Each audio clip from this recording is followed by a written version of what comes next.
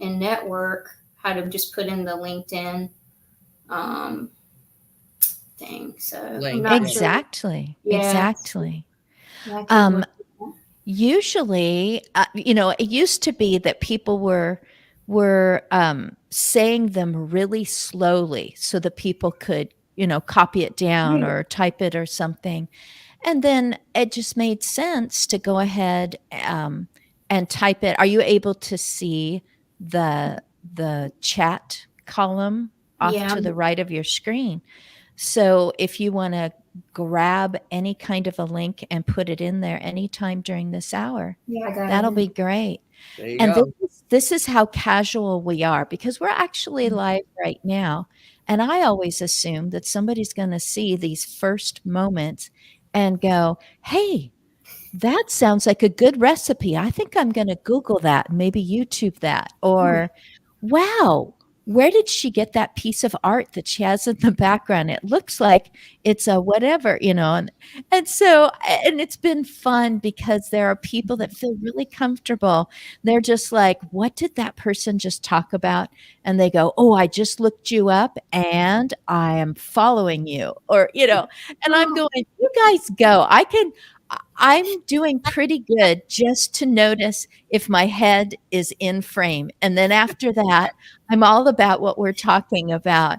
I've mhm. literally had an earring sticking out, like it got caught on something and it was sticking out the entire time. And I looked back at the replay and went, huh, I Hey, can't, you know what? We're all human, right? yes, I only talk to humans. Good. No, I do talk to the dog and cat, and they don't care about my earring either. Yeah. So dog and cat are 2 doors away, so they're all settled in. They're like, "Yeah, we know. It's Wednesday. This is when we get put away." But if you have any animals or people that decide they are going to come in screen, that means that I only invite busy people, people who have real lives, and they are actually providing solutions for people or enrichments. It isn't always a problem to have a characteristic. Sometimes it's just like, wow, that's a new ingredient in the mix, but also it can really be heavy. So, Lisa, I am grateful that whatever it was that you said, I was like, oh, I want to get her in as soon as possible. I think it may have been in your descriptions. And I happen to know that someone is watching quietly, don't know, they are not, no one's ever obligated to put something in the comments. Mhm. And they don't have to feel like they're lurking, but there is someone watching today that, and I draw a deep breath when I say it, that has a loved one that has characteristics and it affects every day. Are any of you familiar with Zach Demopoulos? No, No. I'm Not not. yet, but you can be. Even if you go to my LinkedIn, which is, Mhm. /in/Christine with CH dash Smith, and then another slash. If you go to my LinkedIn, you'll see that I posted out his conversation with a gal who has conversations with people that she thinks, wow, that sounds like something that's been muted for a long time in society, in culture, that's something we don't talk about that. That's not polite conversation, or, those are things that are private. And he and his, I think, kind of new associate, Selma Archer Esquire, have collaborated on a book together. And they are working on, I'm going to say, training, um, empowering, um, helping bosses to be um, proactive at being vulnerable enough to say to employees, hey, a lot of you are family caregivers. You are holding down another job that you're not paid for.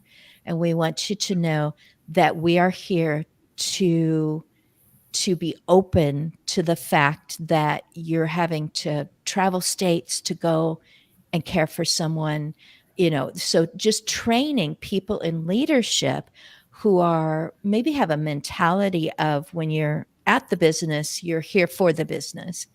And I mean, I just see that being so much better for everyone who's going through a relationship change, a health crisis, something's going on in their home country. And everyone's just like, oh, they have this neat accent. And it's like, yes, that's my country that's in, a change right now. Anyone.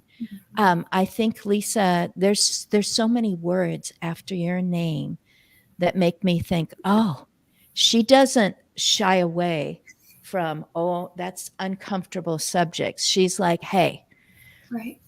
that's real. That's affecting you. That's affecting a lot of people. Yes, we don't run to our neighbor and go, hey, guess what? Dementia is in our house. We don't, it isn't that sort of surfacey thing, but everybody's got something going on. And it sounds like you walk toward those things that impact people so much. So anyway, they put together a book about that, and they were being interviewed by Rachel Druckenmiller, who her dad has been on aspects of aging. He was on my show the day before Thanksgiving with Denise Brown and I, and we just had a wonderful conversation. His name is Michael Bryant. And so I was like, I'm hearing Zach and I'm hearing about Selma, and now I've heard of Rachel. So I think I'm going to tune in to their thing live. And I was just like, they saw a gap. Did anyone train me as a boss when they asked me to take over, to manage, when I began owning a business? Did anyone train me about that a family caregiver is unpaid and distracted, and they are having life and giving life? So, if that was a plug for their book, hoorah! Wouldn't that be great if more businesses said, hey, welcome aboard. We're so glad that you're working here, and we want you to know that we have worked on making sure that we're not keeping any barriers for you if you go through a particular stage. Well, He likened it to fathers taking time with new babies, that was a new concept once upon a time, and now it's kind of expected. well, I've had a conversation with some companies. So a lot of the bigger companies, they have a gym on the premises, they have childcare on the premises. Why don't they have adult daycare? Why don't they have adult daycare? So mom could go to work with me, Wow. and she could be there, and I could come down and see her at lunch if I wanted to or whatever. Well, that's going to, the employee retention will be so much better. The shame will be so much less. Maybe some of the bosses are going to admit that they're in the caregiving situation too. And new friendships can develop between, because that was me. I was hired to go into private homes and be, the extra daughter-in-law you didn't know you needed until now, because everyone's just, we're Right. just, it's needing more. And so I was more added. And, to have that opportunity for people, like in adult, what is it? Adult services. There's different ways of saying it, but it's a place to be safe and assisted, and to build relationships and have engagement going on. Oh, and I used to be a corporate trainer, and this was before COVID. And so I did some corporate trainings at Disney. So Disney's got a place where you can bring your dog while you go in the park. Or a place where you can leave your baby. Well, why don't they have a place where mom can be? So mom can go to one or two things in the park, or maybe just do lunch with us, and we can have a great time, and mom can be there, being entertained with different people. Start thinking about this stuff. It's pretty amazing that they have opened up that opportunity to provide training to take away some of that, especially feeling intimidated to talk about something that's had such a stigma to it, right? Right. Oh, we don't talk about that in the workplace. Don't Right. bring your personal problems. But it's the complete opposite of what we know, right? When you can have that open conversation with a boss and say, hey, this is what's happening, and have some more flexibility, guess what? Both are happy because they're able to be more comfortable talking about Yep. what might have been uncomfortable in the past. And it becomes The more the people norm. themselves- The people themselves have to say, we want this, not the people who are saying it for somebody else, Right. the people themselves. Because I was just at it was just a big health fair for senior services.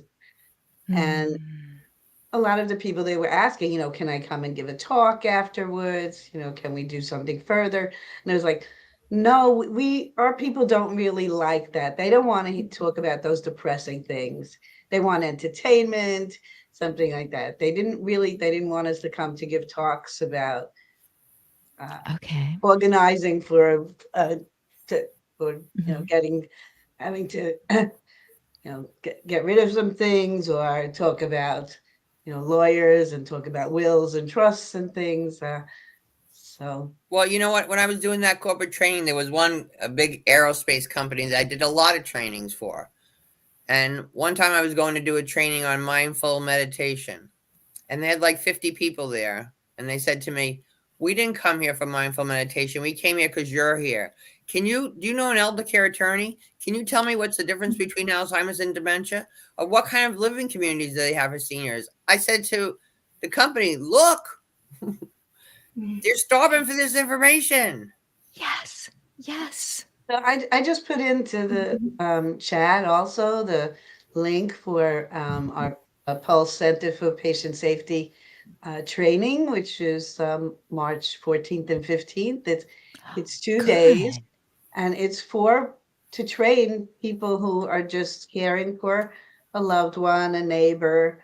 They're just interested in volunteering for people.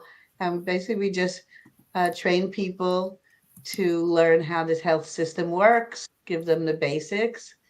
I'm going to be giving a presentation, just an hour, talking about how I started my career and the path that I took to get there, and a lot of people, who are working, or who are interested in becoming, who are certified patient advocates now, started because they took care of somebody. Yeah. Awesome. Thank you to my hubby, producer, D. Scott Smith, motivational listener, who's listening in on this hour every Wednesday. That for Lisa and I, it's 9 a.m. For Linda and Karen, it is noon. GMT, I believe it's 5 p.m., something like that. But I put with my hands, I kind of made an A shape. And Lisa, when I think of the word advocate, I that would be the opposite of being curious, but a little bit reluctant. This isn't peeking. This isn't window shopping. This is a person who has probably grabbed on to something going, this is important, and it's important for people, and it's important to put it before people. And then they get on a skateboard and they just go right through, whether it's businesses or communities or a political arena or a community, a senior or care community, and they just seem to be rattling cages and making noise. And I have needed that when someone has said, I need these accommodations for my child. I did a lot of teaching, and I'm just like, uh-huh. Oh, okay. Yeah, well, I think I can, and they needed to keep rattling my cage because I didn't understand how crucial it was to their child to be able to function in a classroom or to be able to handle assignments or to feel comfortable at recess. And so yay, I think I'm on this screen with several cage rattlers who are just like, okay, we're unlocking the cages, we're bringing you out, and it's for all of your good. And when we're talking about age, if it's not happening to you yet, it's like, I'm not aging, or I'm gonna avoid it, or whatever. It's like, well, it's gonna happen to someone around you. And yeah, there's Yeah, so many characteristics that are common. Yeah, I was going to say, to speak on what when the woman came to you and said, "This is what I need." It's pretty amazing that they can identify that. Oftentimes going back to like thinking about caregivers, sometimes they're like, "I don't know what I need. Like, I just need someone to listen." So some of this is advocacy. Like, well, let's sit down and let's talk about how you're feeling. What do you need? Do you need help? And do you Yeah. need an advocate? And that can translate into what? Much of that is empowerment, to say you can do this. What are the tools that you need? But again, going back to that woman, the fact that she could identify what her needs are and you could take that and run with it, that was pretty amazing, because oftentimes when we're stressed, we don't know what we need, So Yeah. I just wanted to point that out. Well, a while back I was doing a support group, and a woman came in. She said, "My doctor said I need a support group." I said, "Welcome." And everybody was very kind. And she said, "So what do you do here?" So I said, "We share resources, a shoulder, a laugh, tips." She goes, "Give me a tip." I said, "Excuse me?" She said, "Give me a tip." I said, "All right, I'm going to give you a tip. I don't know if it's appropriate for you, but my tip is, if your husband has to go to the doctor's on Friday, don't tell him on Monday. Because you know what happens. All day Monday, and now he's agitated and he's nervous and she's upset." And she said, "Oh my goodness, he was up at 3:30 this morning, ready to go to the doctor's." And she hit her hand on the table and she said, "I think I'm going to like this group." But you know what? If you can just be with somebody else, and if you can just learn some tools and learn that you're not alone, it's huge. In between my support groups and journaling workshops, and I also do 2 conferences a year for caregivers, 3 days virtual, 21 speakers. And you see they're starving for this information. Yes. Yeah, a lot of it is just like tips and tricks. There's so many times that I've worked with caregivers, and it's something so simple. And then you mention this, well, what about this or that? And they try it and it works. Sometimes it doesn't work. But just very simple steps can be a huge relief to caregivers. Yeah. Right? Well, I always say your caregiving journey can be the most horrific experience of your life, or close to beautiful, depending on how you handle it. And so much of it is education and support. Right, because oftentimes we're left to feel isolated, right, as a caregiver. So many have had no support. That was the hugest thing for them. We have 3 programs a month, one every week. Different types of programs. One is a speaker. We have an expert come in. One is the case studies. And one is just the one that I run is just for people to come to basically bring some topic that they have in mind, what's going on with them, and talk about it. And there are a lot of, because people are able to get the continuing education credits for a board certified patient advocate, that people will say, well, I'm not a professional. That means I don't know anything, but really they're the ones who know a lot more. And what we're finding is that the people who took the courses and bought a lot of coaching programs and then took the certifications, have a lot of letters after their name, but they don't really know all the things that you have to know. And especially not, for each case is an individual. Well, it's interesting. In one of my support groups, sometimes I have people in my support groups for 5 years, it could be, right? And now their loved one passes. They come back to the support group, and because they want to help other people and everything, but it's a caregiver support group. It's not a grief support group. So what I've done is I've started a mentoring program. So if your loved one died, let's say of Parkinson's, and a new person comes in the group, and their loved one has Parkinson's, you can talk during the week. You can meet for lunch. They can tell you tips, because I'm not an expert at all these diseases. I'm just an expert at caregivers. Yeah. And then the other cool part about it is the caregiver whose loved one has passed away now has a new sense of purpose. Because I've been a caregiver 24/7, whether my person's in a community or at home, I'm still a caregiver 24/7. And now all of a sudden it's done.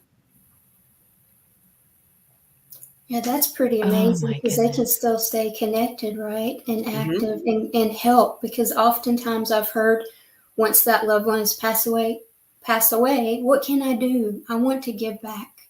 You know, I would like to continue. And while they're grieving, it also helps them, Yeah. through the process. Yeah. And then Even we though have a it's two group of different like journeys.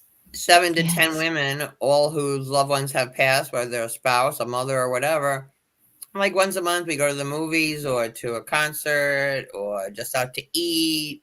Some of them have started doing some different volunteer work.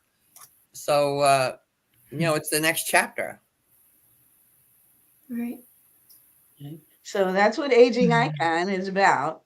It's about me as a longtime caregiver and whose husband Yeah. passed years ago. I can't believe it's 4 years already. Wow. But what I realized is so that's what OG means, that I was the original patient advocate, using professional patient advocate as my I title, like that. Yeah. and started my business in 1976. God bless you. Thank you. Wow. It's amazing. And so what I realized that the people that I really loved working with were people who they had a lot of things going on in their life, and they wanted to continue to do that. So they'd been able to juggle all these hats, and this made them icons. They were icon. They didn't have to be a famous person. They had to be, they're famous within their own group, and they're respected within their own group.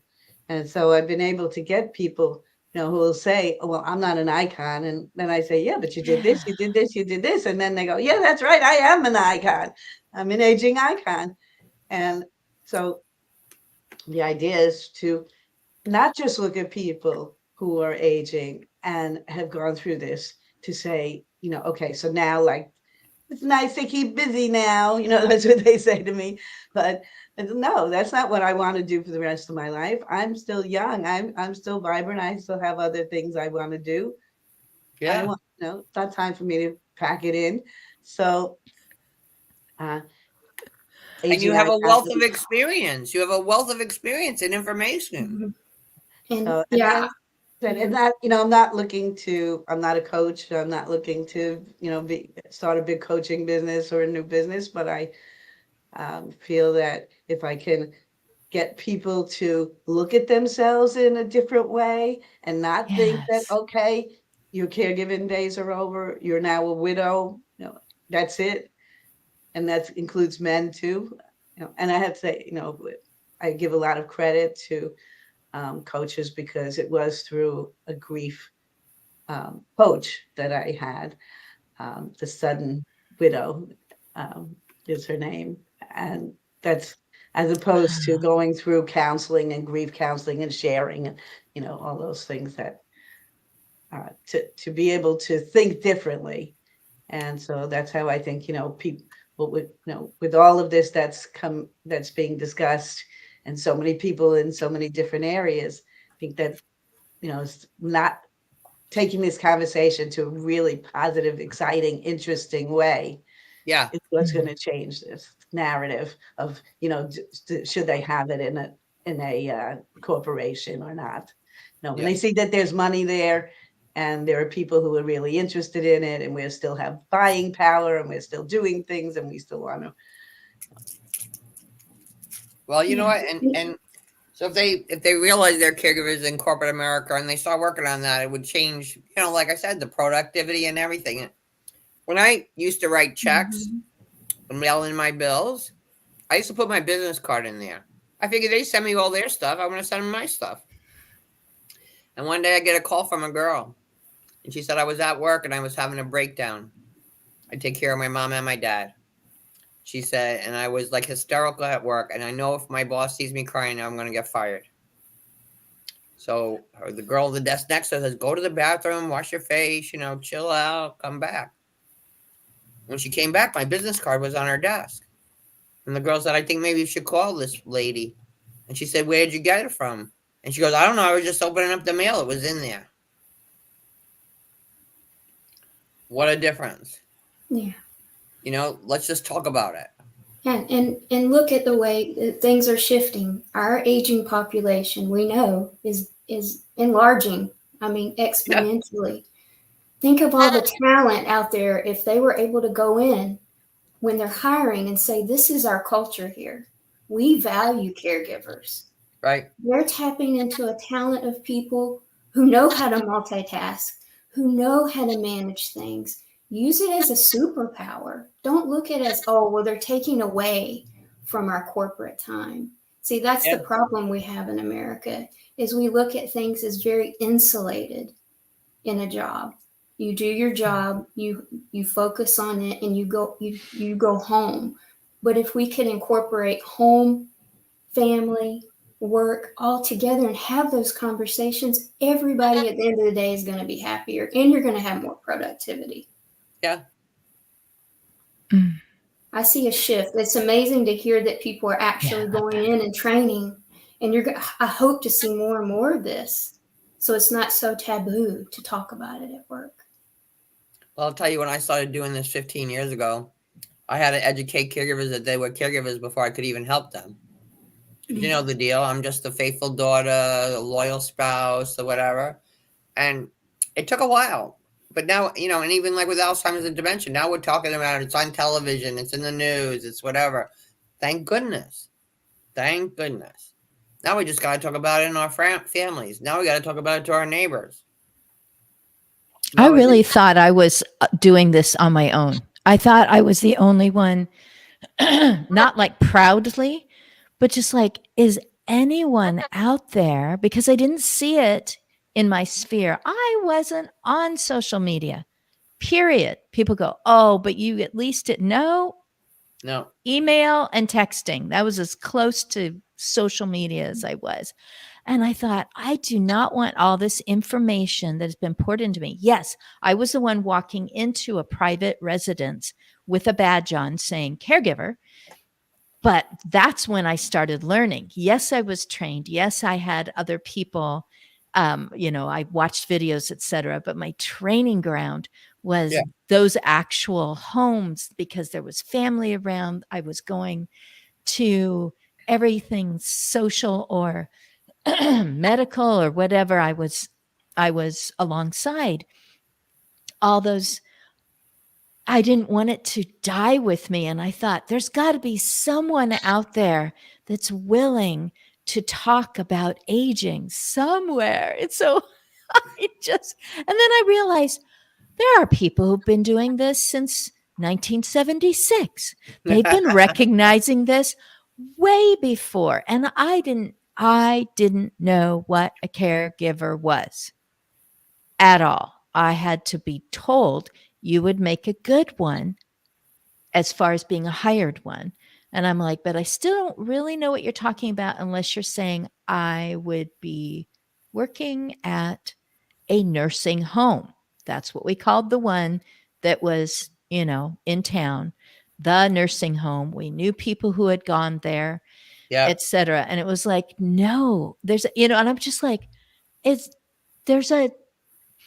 like Karen said, she has helped people to recognize that they're icons, a person that personifies something that others can identify with and go, oh, I see that in myself too.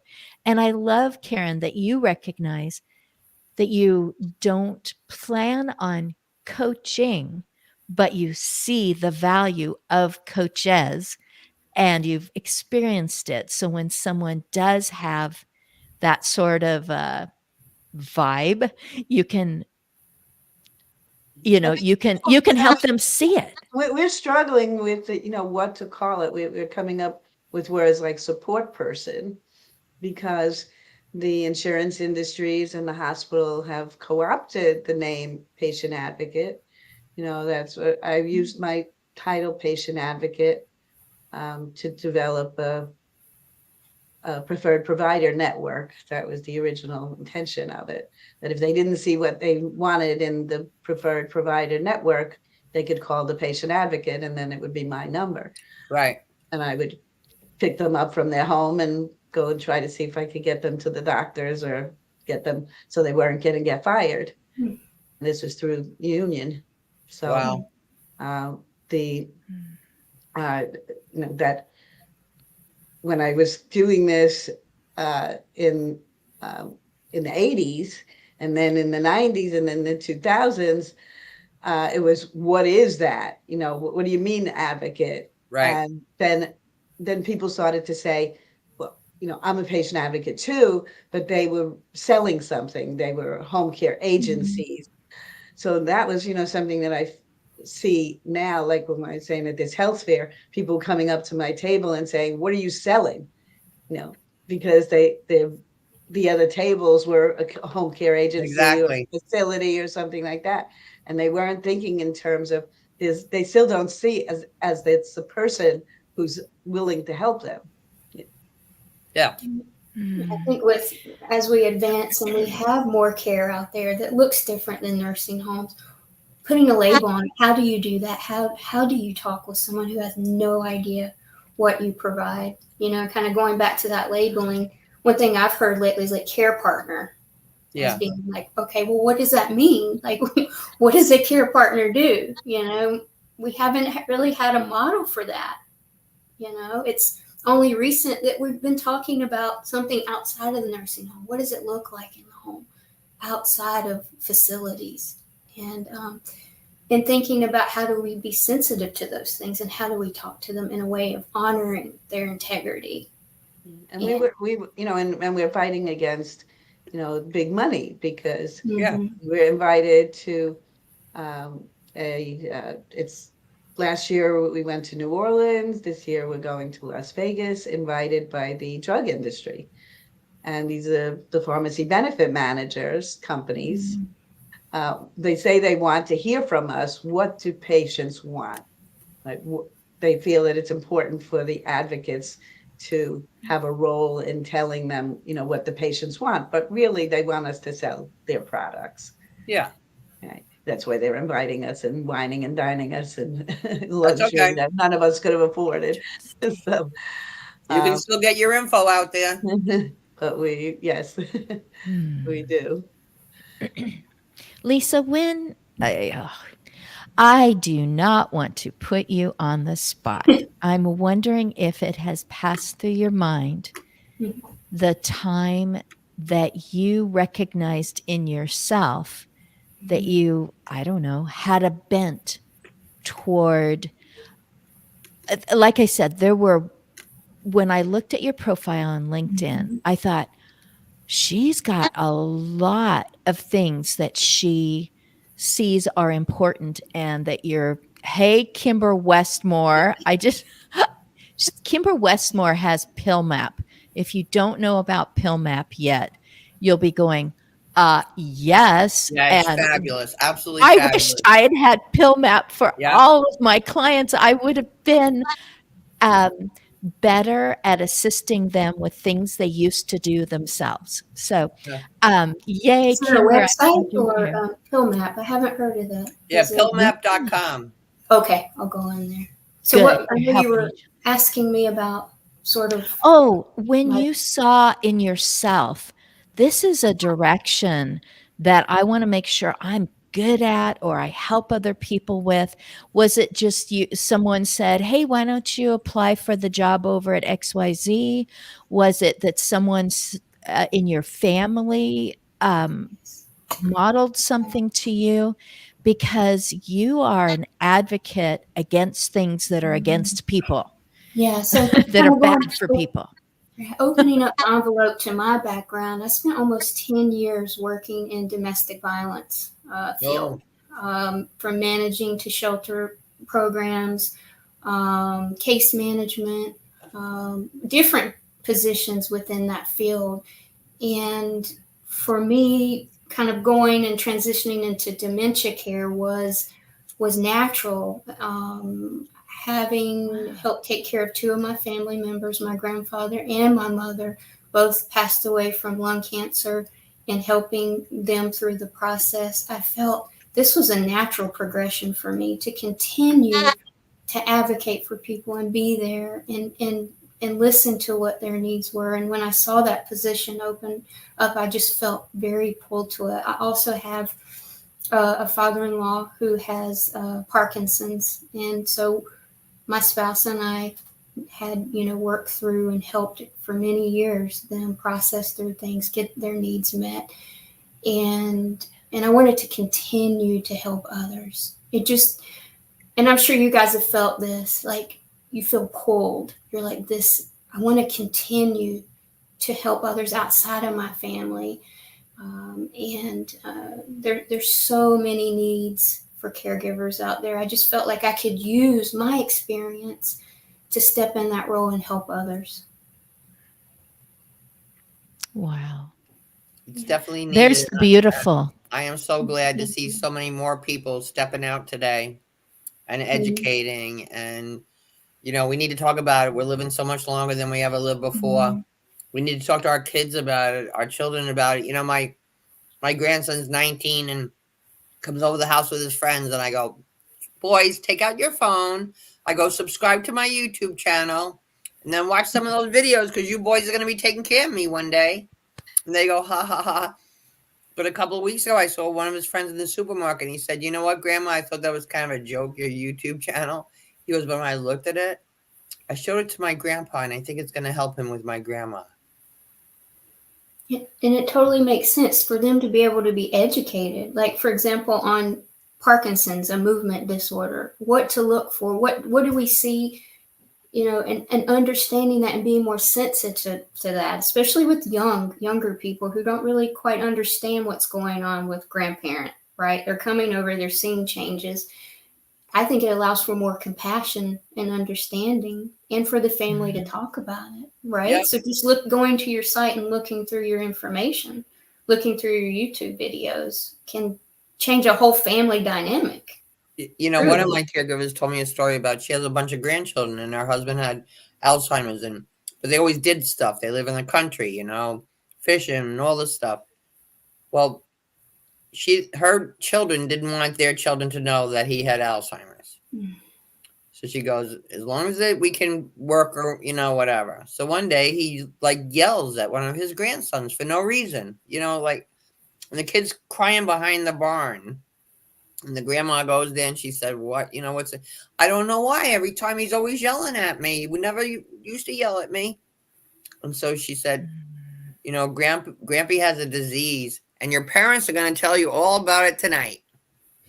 And she called the kids and said, done. And they all told their children. And when they came over the week after, he ran to his grandpa. I could cry now. He hugged his grandpa. Amazing story of compassion, right? And understanding. Yeah.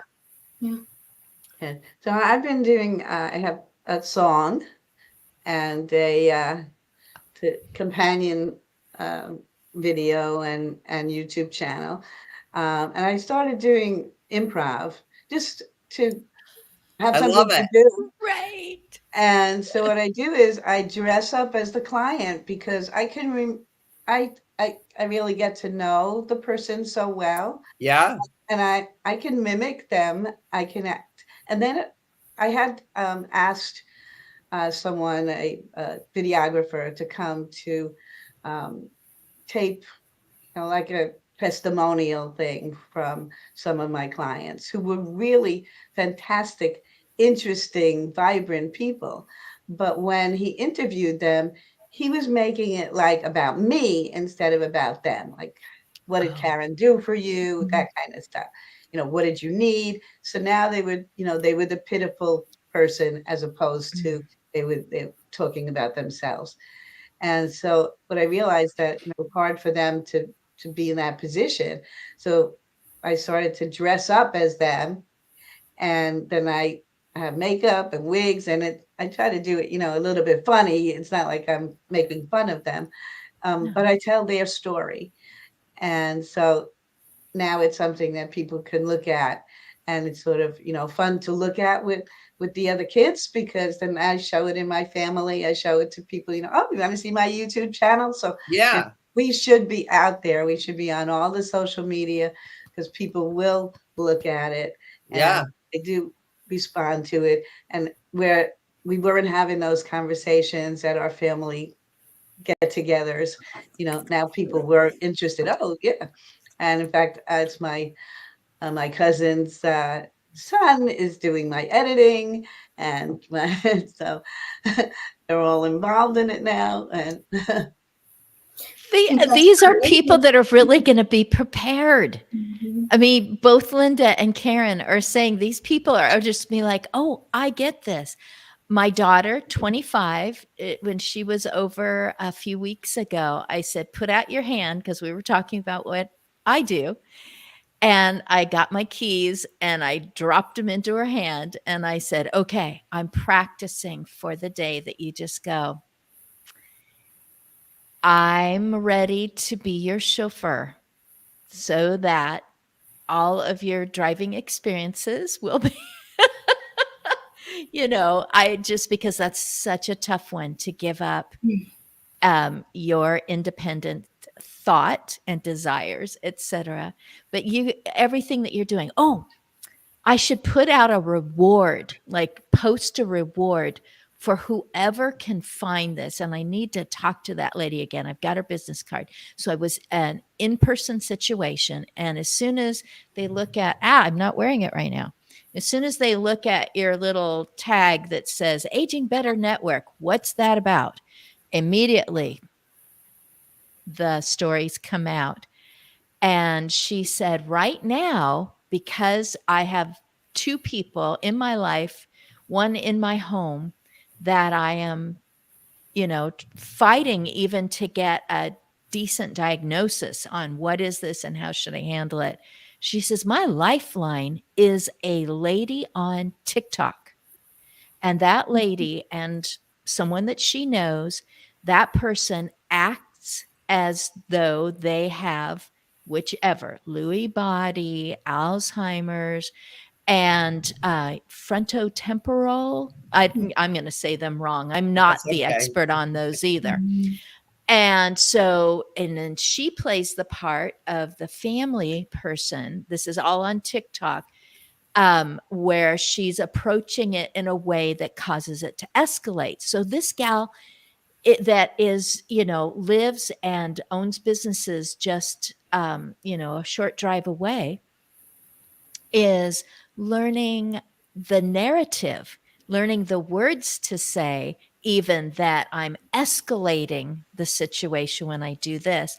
And then I will de-escalate when I approach it. So the gal on TikTok goes, this person does this. And my first thing is to, grab their arm and say, now listen to me. We're not going to talk like that anymore. And that goes, and the next one is, I see what you mean. Can you help me with that? I have the same problem, and she goes, do you know that it sounds bad, but you need to lie? And I said, you need to enter their reality as if you were talking to someone from a different culture who uses a different language. And for you to just keep talking to them in your American isn't fair. It isn't right. It causes them to feel left out, or like, what are they talking about? And is it about me? And what's going on? You need to enter their culture and base things on their reality. And she goes, yeah. And that's really helping. And I'm starting to learn, so that when I go to the doctor with my person, to say, I see this happening and it looks like, and I'm like, TikTok, they're invading TikTok. This is so great. And that's so important to include those types of media, especially with younger caregivers, because they're able to tap into that. Yeah. Our brains, when we're going online, what do we want? We want something quick and fast, right? They say the average turnover is like 3 seconds. TikTok's perfect for caregivers to look at that and say, oh, this is something that I can take in and utilize. This is revolutionizing how we're looking at caregiving. We absolutely have to include these forms in, whether it's YouTube, right? Especially TikTok. I mean, that's very quick and easy, especially when you don't have time to sit down and watch an hour video on how do I take care of mom in this situation, or this is coming up. It was very difficult to talk with a caregiver who would say, yeah, I have the time to sit down and watch this long video. No. Well, most of us don't anyway, if they aren't caregiving. For 5 years now, every Tuesday I post a Tuesday tip for caregivers, and it's on YouTube, Facebook, whatever. And it's 2 to 6 minutes. They can grab 2 to 6 minutes. Mm-hmm. I get more response to them than anything else because it's short and sweet. And nobody can sit for that long. I can really sit for an hour watching something. That's like with my conference, anybody who registers for that conference, because I don't expect them to sit there for 3 days. I can barely do it, and I'm running it. Within 30 days, they receive 21 videos of the conference to watch whenever they want to, for as long as they want. You know what I'm saying? Yes. So when we have to it's accommodate convenient. them if we want to help them. And people need the information again as things change. Yep. And maybe it's 21 years with their spouse from the first mild cognitive impairment to after they are gone, and they need to go back. I remember a gentleman saying, I am reading the same book for the third time because it's different this year than it's been all the other years. Yeah. And I'm going, oh, that is making a lot more sense now. Or I forgot that used to work as far as being able to relate to each other and really have a shared experience. Yeah. This has been almost an hour, and you have all sat with me, and someone is going to be able to watch 2 to 6 minutes of this and go, I thought I was doing this all on my own too. Or you have to be an expert in order to handle everything. Just all those things that I've discovered along the way just in the last decade. And I think all of you have been doing this all along. Lisa, I really appreciate that you said something about opening the envelope on your life. Mm-hmm. Thank you for bringing beauty out of it. Thank you for being there. I would say I'm sorry, except I know what it's like to be part of a family, even if it was just a few hours a week. Mm-hmm. And to say, that was an amazing moment that this person just turned to me and said, this is a really hard time on my family, and I know it. And I'm just telling you that it really takes a lot of tenacity to get through this. And I thought, this person moves seamlessly from, I guess, a form of delusion into speaking to me in ways that, and they were precious. They were wonderful moments, and I wrote them down so that loved ones could see it again. So I won't say I'm sorry that you had to go through that. I'm grateful that you are willing to treasure that, and also to know, I'm getting all emotional too. We all have a journey, right? We take through life. And I saw it as an honor that a family member would come to me, and I was able to give back, especially with a mother who gave so much to me. So to turn it around as a positive note, it's not a burden, right? We're all learning in life. And I've learned so much as a caregiver and as a care consultant. And if we can't give back, what can we give in life? We're all here together working through some tough things. So, yeah. Oh, and giving. I mean, keeping. If you're just keeping, that's a lot of work. Keep it all to myself, keep my secrets, try to ignore what I've been through or what I've learned or what I can reach out with empathy. So, yeah, giving. Mhm. I'm going to invite each of you in these last 10 minutes to just take about 2 minutes and do what I'm doing. I ended up writing a book that I call the Caregiver Kit because it's actually a real thing. It's actually a basket that I have in my home. It's kind of what I wished for as I was caregiving 5, 6, 7 days a week, if that's what was needed in some situations. It's really quick and it just gives people that have responded about this say, that's something I can do right now as my person is approaching the end, as I catch myself re-grieving at times and going, why is it hitting so hard right now? And it's just something healthful that you can do for yourself. This is the really big book. I recommend doing one per week or maybe take a couple of weeks. And it's the 52 aspects of aging, very general, but very typical, common, happens to everyone or someone that they're close to.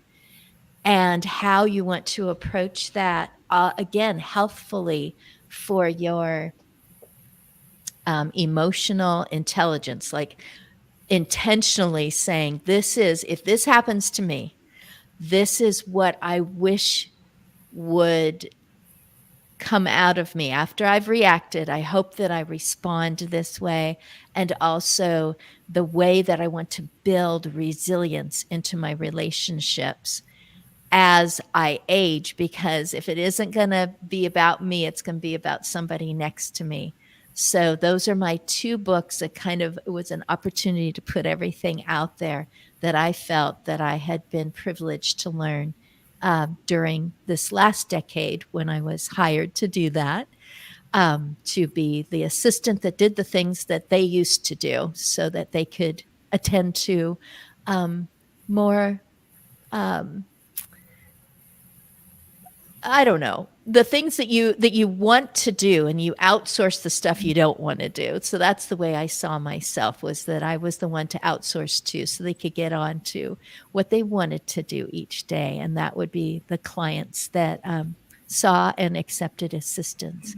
So who would like to go next? And are there any links that you want to refer to so that people watching this in replay or watching right now very quietly can get a hold of you or get a hold of any materials? I was just going to share that I shared my link for LinkedIn. And as we kind of talked about, my background is in domestic violence advocacy, and then most recently working in dementia care, working with caregivers and care receivers with a dementia diagnosis.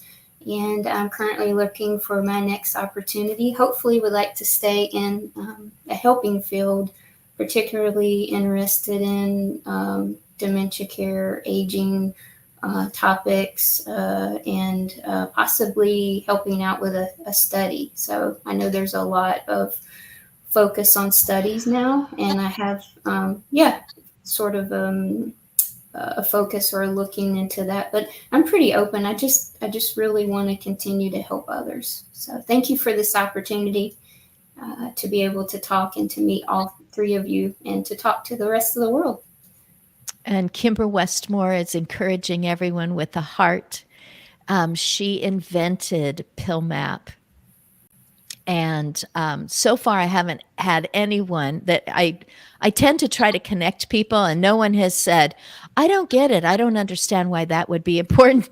Everyone goes, oh, Yeah. That's perfect. Yeah, it is perfect. Hey, Linda, do you want to let people know how they can hang out with you? You can find everything at my website, lindaburhans.com. I do a weekly radio show. This will be starting next month. It'll be my 7th year. It's on AM, FM, YouTube, Facebook, all that stuff. And 2 conferences a year. I have 2 books. My first book, Good Night and God Bless, is about the last 18 months of my mother's life and how we didn't let the cancer kill us, but strengthen our love.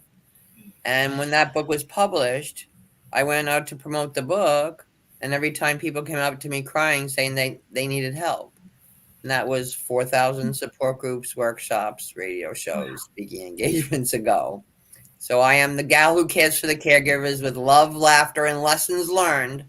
I got a whole bunch of that stuff. And thank you for having me today. And lovely to meet you ladies. We'll chat more, I'm sure. Wonderful.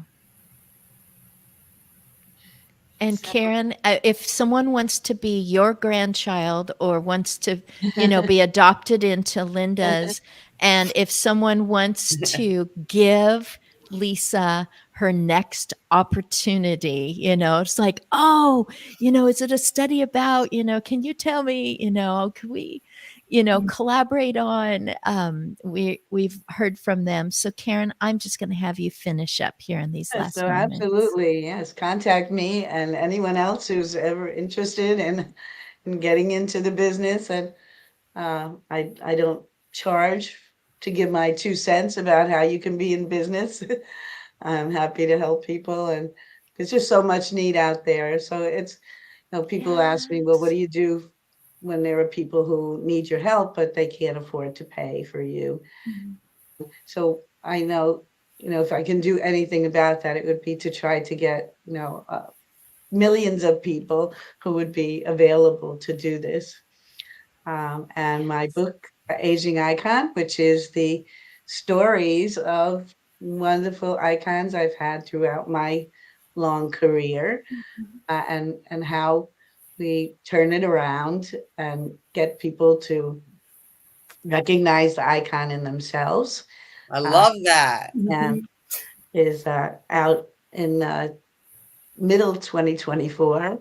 I was part of a collaborative book called Never Give Up, which is basically my long 3,000 word biography of all the things that I did to get to this point. And that there's no, you said that, Christine, about what you did. There's no classes, there's no roadmap. It's having a heart. It's wanting to be there. And then, of course, to be involved with other people so that you don't, just have to research it on your own and start from the beginning. There, so much out there. Really, it's great to be able to collaborate with everybody. So thank you again for doing this and for having me. Yes.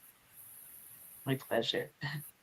Oh, I send you on into your Wednesday. Have a wonderful day. You all started before I even knew the definition of caregiver, because that was only 10 years ago, and you are already embodying that. And it is my privilege to have talked with you today. Thank you so much, Kimber, and that quiet person who was listening today. Boy, I bet you were writing on your spiral notebook going, I got to get a hold of all those people. I need all of that. And that's why all of you do this, for that one person, because it is just one person at a time, discovering that they're an icon, that they're a caregiver, that they are going to need to make a pivot now because life just keeps changing. And I am just so grateful. Thank you so much. Goodbye. Thank you. Goodbye. Thank you. you. Thank you, ladies. Oh, this was great.